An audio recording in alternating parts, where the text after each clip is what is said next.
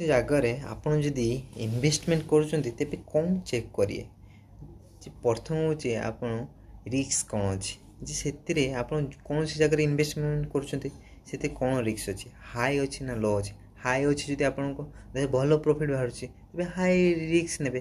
ଧରାଯାଉ ଆପଣ ଧରାଯାଉ ଏତେ ମୁଁ ରିସ୍କ ନେବି ନାହିଁ, ଦେନ୍ ଲୋ ରିସ୍କ ନେବେ। ସେକେଣ୍ଡରେ କ'ଣ ରିଟର୍ନ, କେତେ କ'ଣ ରିଟର୍ନ ମିଳୁଛି।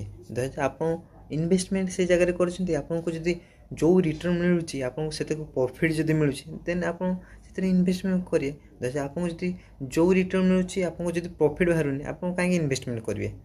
ଥାର୍ଡ଼ରେ ଲିକ୍ୱିଡ଼ିଟି ବା କ୍ୟାସ୍ ଫ୍ଲୋ, ଯଦି କୌଣସି ଇନଭେଷ୍ଟମେଣ୍ଟରେ ଆପଣ ଇନଭେଷ୍ଟମେଣ୍ଟ କରୁଛନ୍ତି ସେହି ସମୟରେ ଯଦି ଆପଣ କୌଣସି ଏମର୍ଜେନ୍ସି କୌଣସି ଟାଇମ୍ ସମୟରେ ଆପଣ ଯଦି ପଇସା ଯଦି ଦରକାର ସେଇ ଇନଭେଷ୍ଟମେଣ୍ଟରୁ ଆପଣ ଯଦି ପଇସା ଯଦି ମିଳୁଛି ଦେନ୍ ଆପଣ ଇନଭେଷ୍ଟମେଣ୍ଟ କରିବେ ନା।